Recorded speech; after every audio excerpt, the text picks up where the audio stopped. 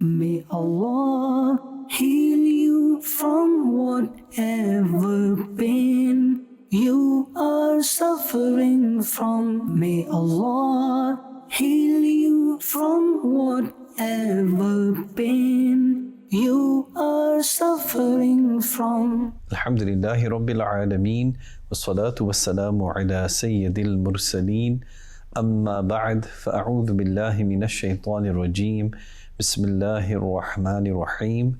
As-salatu wassalamu alayka ya Rasulallah, wa ala alika wa ashabika ya Habiballah. As-salatu wassalamu alayka ya Nabiyallah, wa ala alika wa ashabika ya Noorallah. Dear viewers and listeners of Madani Channel, welcome to another inspiring episode on the silsila Spiritual Cures. Wherever you are in the world, whichever hemisphere, whatever season you're experiencing, we hope that you and your family are safe and sound. When you're making dua, don't forget to make dua for the ummah as well. Because in some part of the world, the ummah is going through great challenges, many trials and tribulations. Make dua to Almighty Allah subhanahu wa ta'ala that for the sake of the beloved Rasul sallallahu alayhi wa sallam, Allah Jalla Jalaluhu grants relief to the ummah. That Allah subhanahu wa ta'ala grants shifa and cure to those who are sick and suffering. And Allah subhanahu wa ta'ala grants protection against the oppressors. Once again, Alhamdulillah Azza wa Jal, we will play some calls from patients, from people that are going through different types of troubles in their life, or maybe they need some advice. So stay tuned. Perhaps you may be experiencing the problems that we are going to listen to, or maybe you know somebody. Try to have a diary or notebook and write down the important Madani pearls of advices, the wadha'if, the litanies and invocations, and use it as a reference book, inshallah azza wa jal. As it is mentioned, ink is the best memory. And Sayyidina Anas radiyallahu ta'ala anhu says, capture knowledge by writing it down. Before we move on, let's remember the beautiful hadith, Niyatul mu'mini khayrun min amalihi. The intention of a believer is better than his action. Let's make some good intentions. O Allah Azza wa Jal, I am watching, I am listening to the silsila of Madani Channel for your pleasure and happiness, for the pleasure of Rasulullah sallallahu alaihi wasallam, that what I learn I will try to practice, or at least I will share with others as well, especially those who are in need of assistance, of support and help, insha'Allah Azza wa Jal.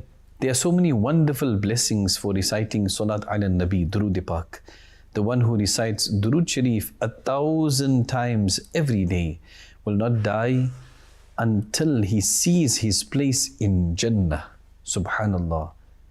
Instead of wasting away this short precious life in unnecessary conversations, useless activities that have no real benefit for us, we need to create a mindset that every day I must dedicate some time for the recitation of the glorious Quran with translation from Kanzul Iman. I must dedicate some time to the recitation of salawat, Durood Pak, istighfar, seeking sincere tawbah, repentance, dhikrullah. I need to be punctual with my salahs. I need to fulfill rights of others. I need to abstain on a daily basis from backbiting and lying and cheating, deceiving, breaking promises, etc. And I need to learn something, at least one thing every day, from authentic sources and authentic scholars as well.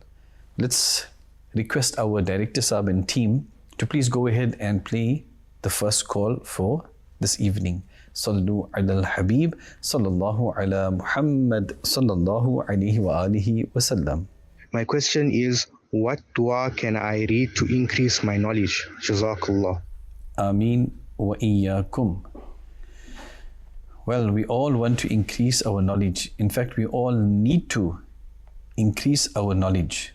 But I will advise, as the scholars advise, priority must be given to Islamic knowledge.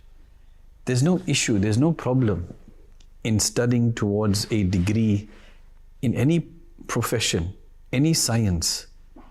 But if my foundation is not set correctly, then that's going to lead to many difficulties in my life.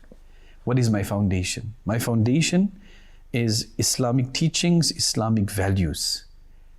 And that can only come about by empowering ourselves with authentic Islamic knowledge. So there are certain things to be recited.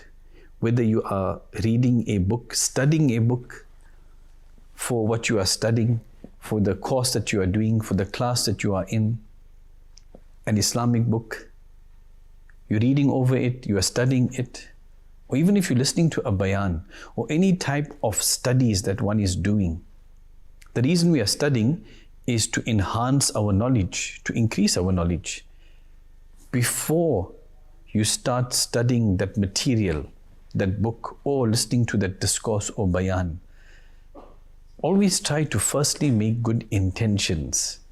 That, oh Allah Azza wa Jal, I'm studying this material for your pleasure and happiness, for the pleasure of Nabi Sallallahu Alaihi Wasallam, to enhance and broaden my knowledge.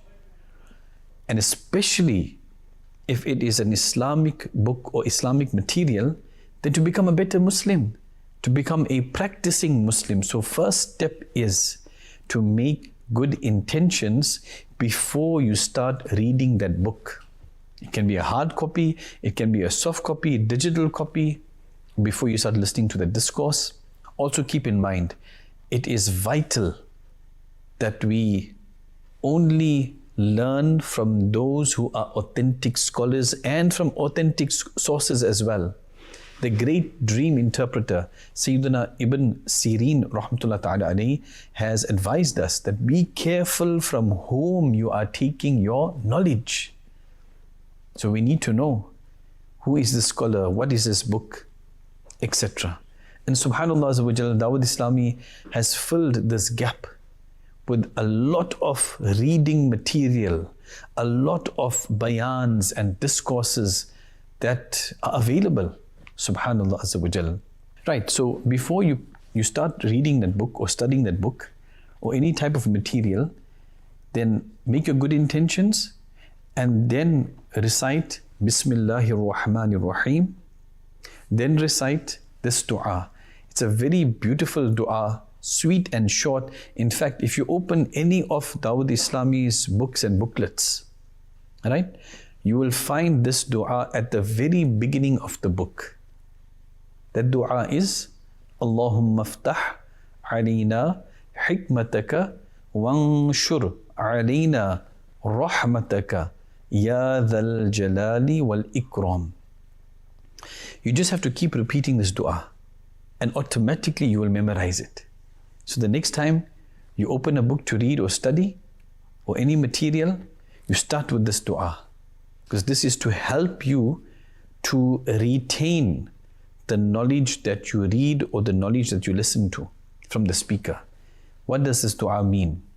Very beautiful. Oh Allah Azza wa Jal, open the doors of knowledge and wisdom for us and have mercy on us.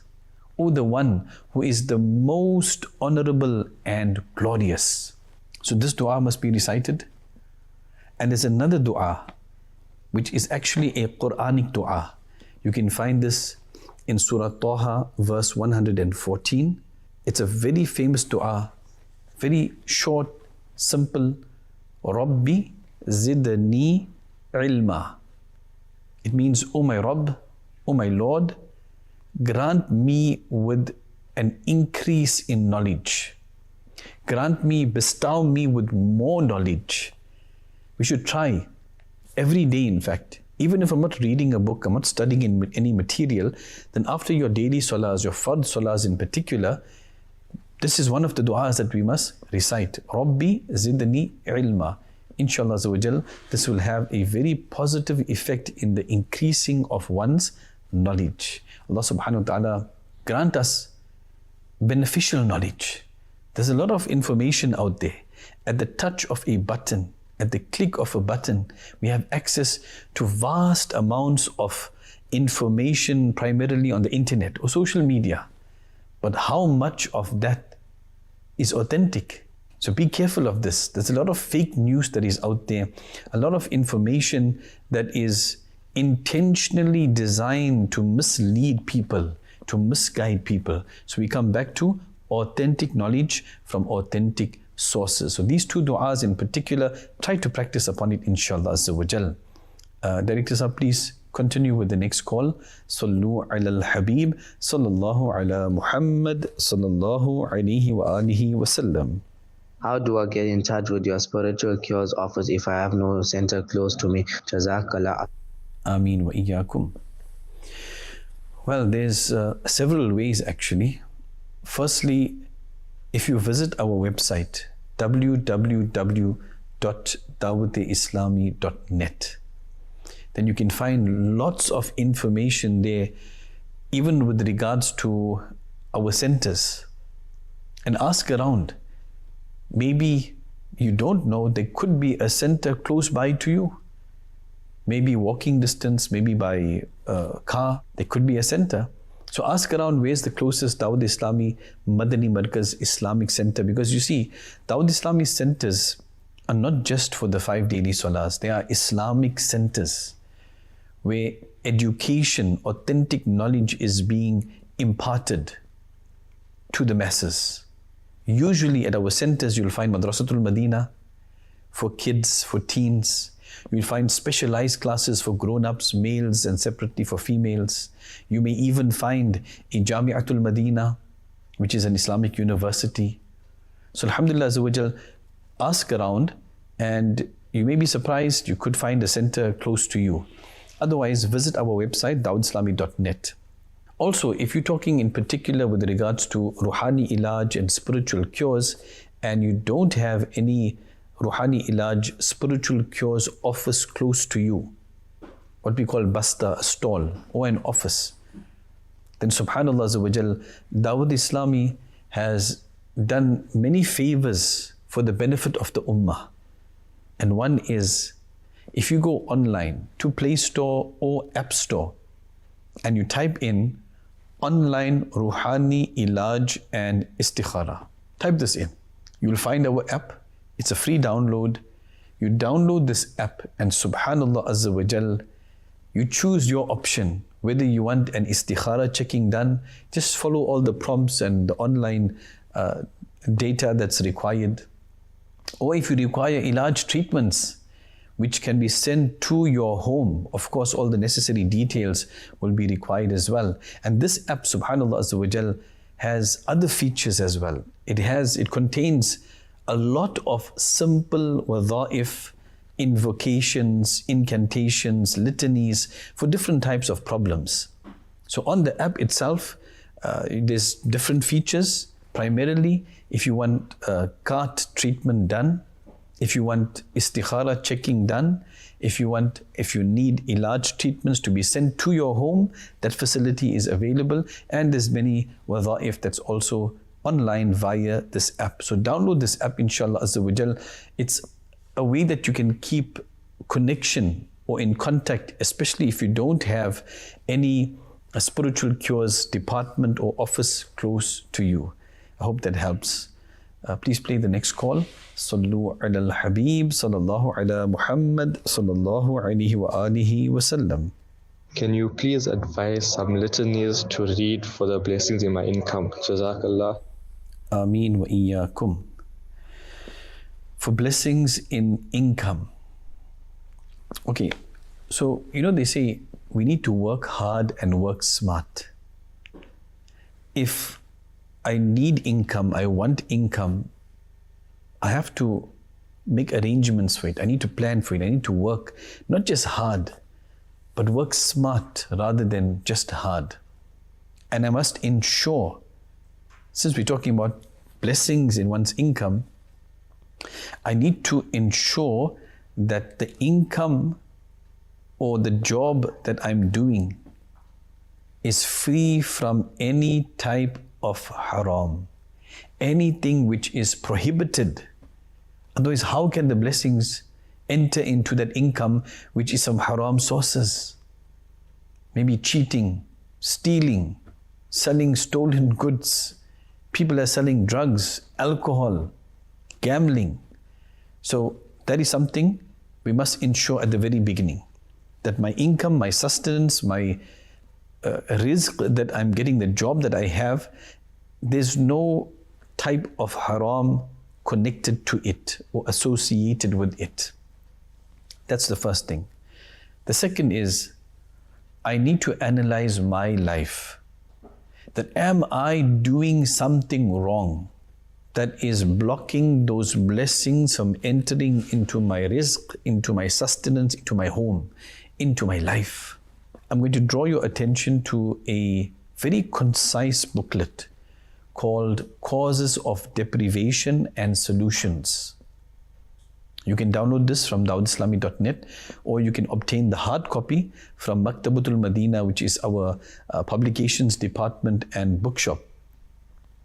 And go over it, study it. Go over the examples that causes, or the reasons rather, that cause deprivation, cause poverty, cause a lack of blessings, what we call bebarakati, in one's home, in one's income, in one's life. And believe you me, you will find that many things that we are guilty of, that I'm actually doing this with my own hands. We need to ask ourselves, I should ask myself, you need to ask yourself, am I punctual with my 5 daily salahs? You think it won't affect your life? Do you think it won't affect the blessings that you need in your life, in your rizq, in your home, by being a be-namazi, one who is not punctual with salahs? Of course it would. Let me give you a few other examples. If the food is dished out and I'm still busy on my laptop or tablet, I'm busy on my phone or watching TV or doing some other activity, but the food is waiting for me, that is a cause of poverty and deprivation. We're supposed to be waiting for the food, not the other way around. Are there cobwebs in my home, in the corners of the ceilings? That's a cause of deprivation. Do I call my parents by their names? Do I walk ahead of the mashayikh and the pious people? The shoes in the home that are used, if I see them upside down, do I leave it upside down? Because by leaving it upside down is a cause of deprivation. So these are few examples I gave. There's a lot of different examples that are there, that's written in the different books that cause deprivation in one's life. So if a person is guilty of any of them, then this is a starting point. The starting point is to make sure the income is halal, above board. The next point is to make sure that I am not stopping those blessings from entering into my home. I need to be punctual with my salahs, and I need to perform my salahs correctly.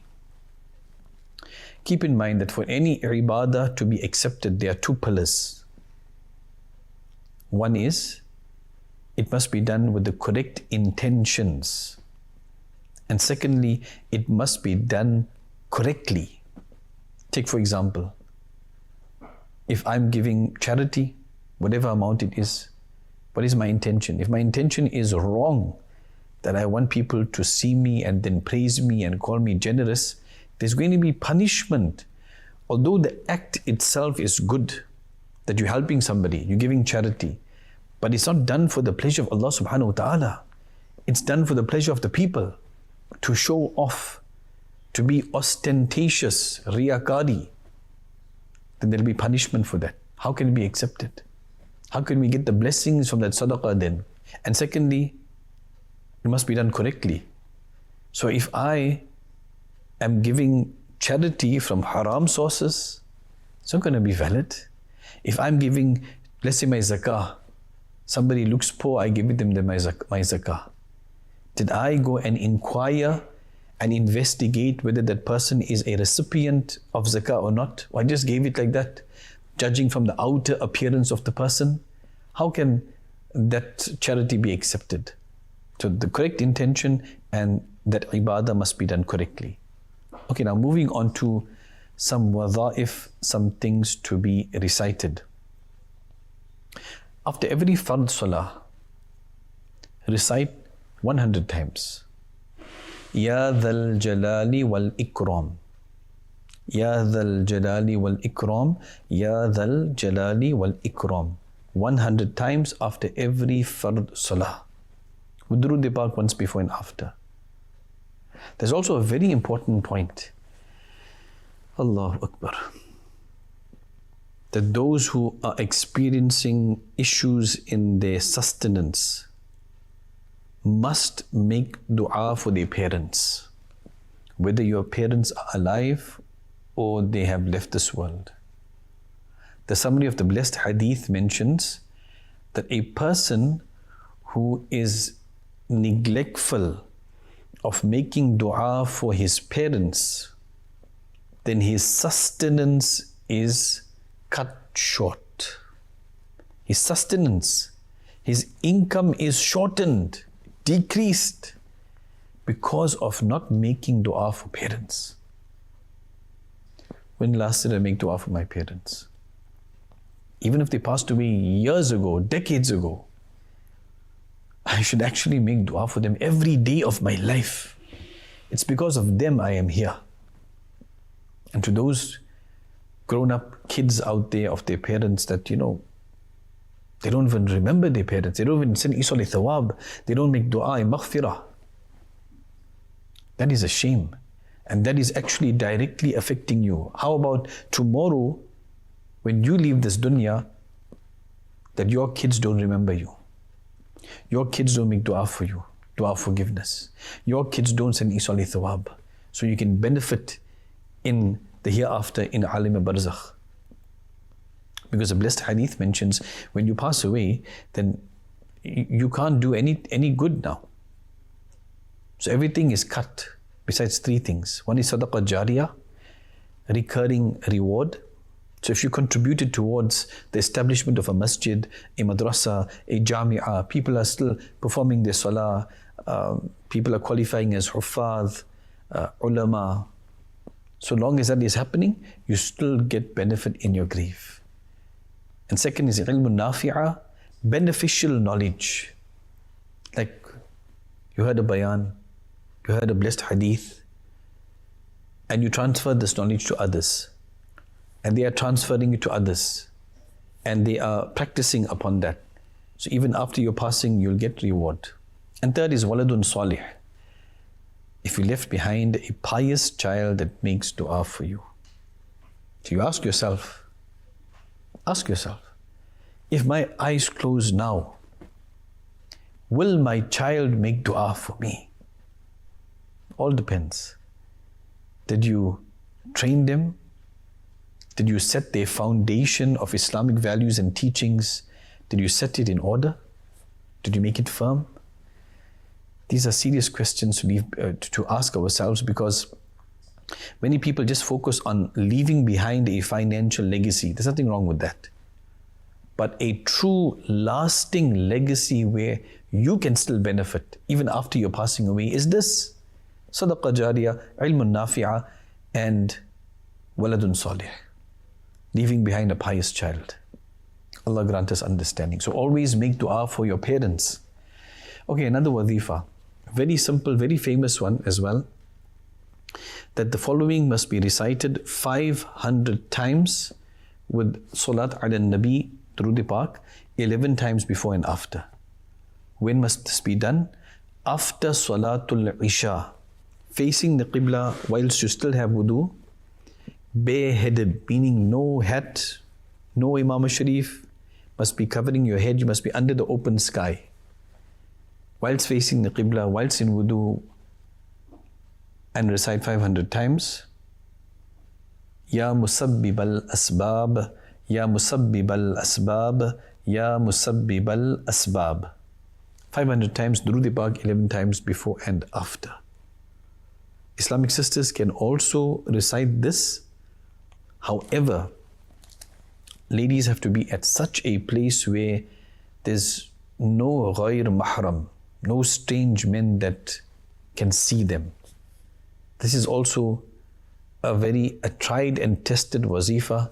But please keep in mind, for the wadha'if to be most effective, we keep coming back to the point that I need to be punctual with my salahs. I need to be fulfilling rights. I need to be as obedient as possible to Almighty Allah subhanahu wa ta'ala and Nabi sallallahu alayhi wa sallam. I need to do my best to refrain from sinning, to abstain from sinnings and breaking whatever bad habits that I have. Okay, the following should also be recited, but this must be recited after duha salah. Salatul duha, salatul chasht, which is performed, it's a nafil salah, an optional salah, that's performed 20 minutes after sunrise. Alhamdulillah, Dawud Islami has an app called Prayer Times. You can download it for free from App Store or Play Store. It will give you all the times, the daily salahs, sunrise, and dahwa kubra, what many people call zawal, a midday, because those three forbidden times, sunrise, sunset, and midday. It gives you all the times for any place on planet Earth. Get that so you can see what time is the sunrise and wait for 20 minutes after sunrise, perform 2 rakat nafil, Suratul Ishraq, Suratul Chasht, Suratul Duha, and then you read 100 times. Ya Basitu, Ya Basitu, Ya Basitu. Inshallah ta'ala, there will be blessings in your sustenance. Now, a very important point as well is that these wadha'if that we are going to be reciting or that we are reciting, we need to recite them correctly with the proper pronunciations. So if you're asking how can I rectify my tajweed, makharij as well, then subhanallah, Dawud Islami, as I mentioned, has Madrasatul Madina. If you don't have a Dawud Islami center near you, then Faizan Online Academy. You will find this on the internet, or if you just type in QuranTeacher.net, and subhanallah, that will take you to Faizan Online Academy webpage, and you can enroll in. There's like over 30 different courses available. So choose the one for Madani Qaida, a Quran recital, and a teacher online according to your timing, one-on-one, will be able to tutor you and teach you the correct pronunciations of the Holy Quran, of Arabic, so that you can also recite these wadha'if properly. Let's have the next call, please. Sallu ala al-Habib, sallallahu ala Muhammad, sallallahu alayhi wa alihi wa sallam. So I have a question. Can you please give me a spiritual cure to strengthen memory if someone is suffering from dementia? Jazakallah. Ameen wa iyaakum. Okay, so this is one of those issues, one of those problems that of late has become very common. Dementia, amnesia, Alzheimer's disease. These problems have come about maybe a few decades back. It has increased and is increasing, and many young people are also going through these problems. Many young people are having heart attacks today. There are some that as young as 10, 11 years old that are getting sugar diabetes. So we need to make sure that what we are consuming, what we are eating is healthy, what we are drinking is healthy. We need to live a more active life, because all of these things, they come together and then it gives rise to these kinds of problems. So definitely one needs to make contact with a clinical psychologist or a neurologist or any primary care provider, any doctor that can better advise one, because there are rehabilitation and occupational therapy centers that help with this. There are certain medications and therapies that can help to manage the symptoms of dementia. Some causes are reversible.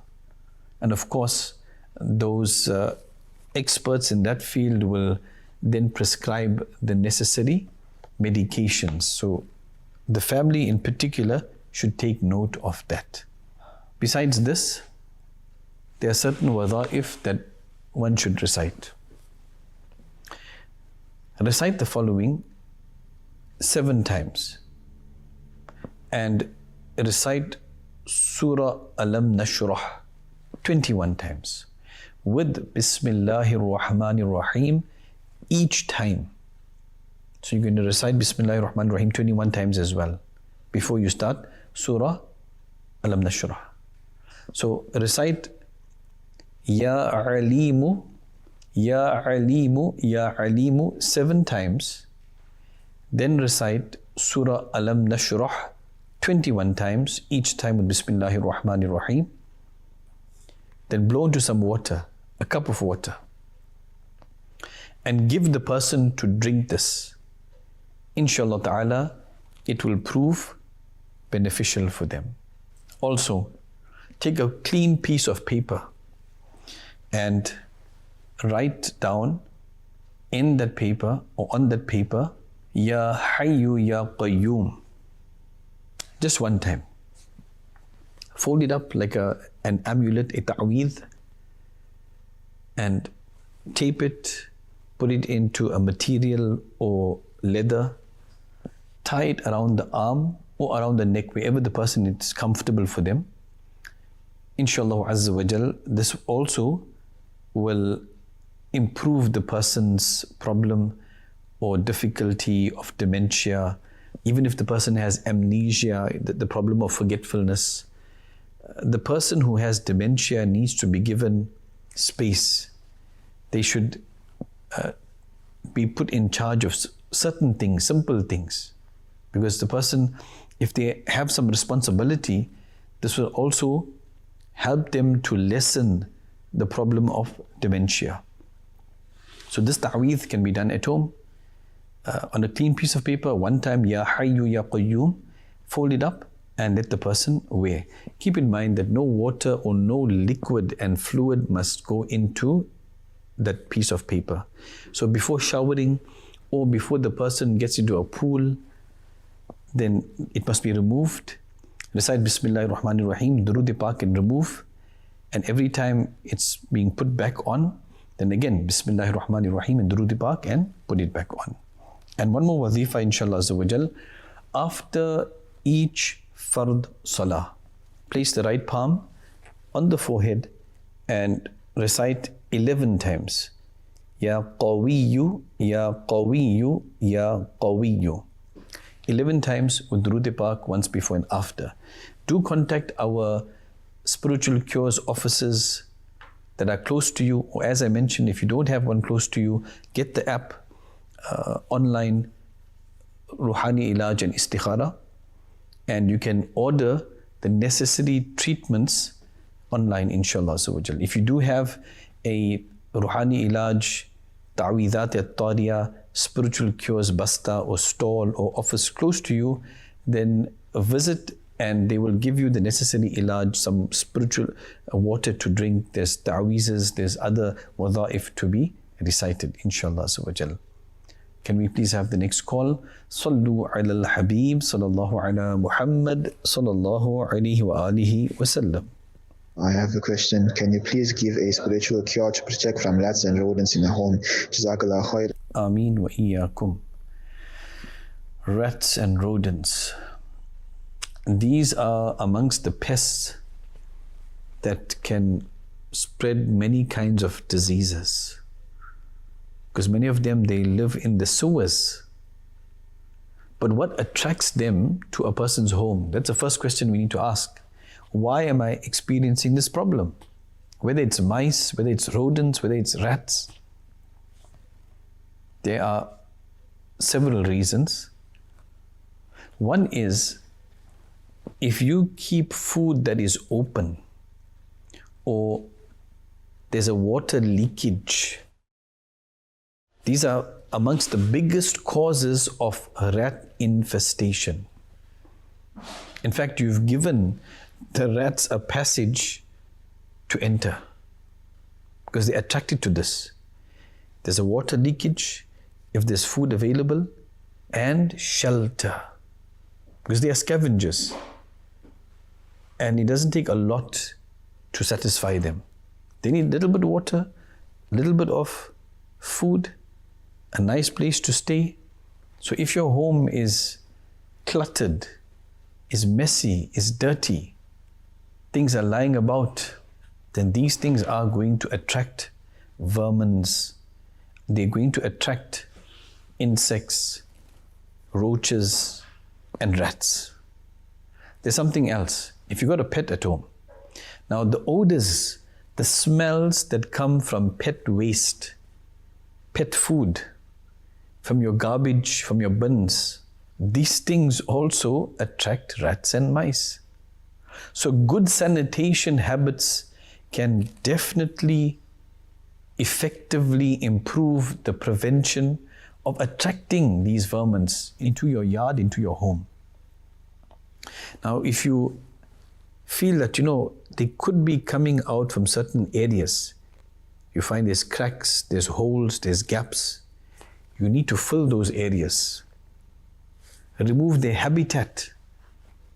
Fix any water leaks that is there. Make sure the food is in an airtight container and there's no crumbs around. So you need to make sure that you spring clean often, that your house is neat and clean. That's two things. One is the house is clean and it's neat as well. And if they are causing problems, spreading diseases, then if you need to set traps, then do that. Any trees or shrubs that are close to your home, then trim those, because they could hide in there, they could go through the sewer pipes, they could even come out from your toilet. And also call on professional rat exterminators, especially if you have an infestation. There is a wadhifa that should also be recited. Recite the following 41 times with Durud Pak once before and after. Any wadhifa that you recite, always try to remember and recite Durud Sharif Salat ala Nabi one time before and one time after. Unless there is a stipulation to recite, for example, 11 times, like we mentioned the wadhifa of Ya Musabbib al-Asbab, or sometimes they say 3 times, 12 times. If there's no stipulation, there's no number that is fixed, then at least one time before and after. So recite the following 41 times, Durud Pak once before and after, and those areas where the rats are normally seen at, do dum on those areas, blow on those areas. So what is to be recited? Very easy. La ilaha illallah, la ilaha illallah, la ilaha illallah. 41 times through the park once before and after, and blow towards those areas that normally where the rats are seen. Please play the next call. Sallu ala al-Habib sallallahu ala Muhammad sallallahu alayhi wa alihi wa sallam. My question is there something that can be read to rekindle affection between partners? Okay, partners would be husband and wife, because when it comes to a man and woman, that's the only type of relationship that is allowed in Islam. There's no such concept of premarital relationships, extramarital relationships. It doesn't exist. And for those who have this mindset because of liberalism, modernism, maybe the wrong crowd, wrong people are influencing them, that we're living in the day and age where, we can't avoid this. I need to know the person I'm going to settle down with. You think about it. So many people out there, they are dating for 1 year, 2 years, 4 years. Finally, they tie the knot, and before you know it, divorce. So let's think wisely. Let's think and behave and talk like a Muslim. This is not allowed. And for those who are going down that route, well, the choice is yours, but you're going to open up a lot of destruction in your life here and in the grave and the hereafter as well. All right. So in some counseling sessions, it is mentioned to the couple, husband and wife, that each one must mention the problem that they have.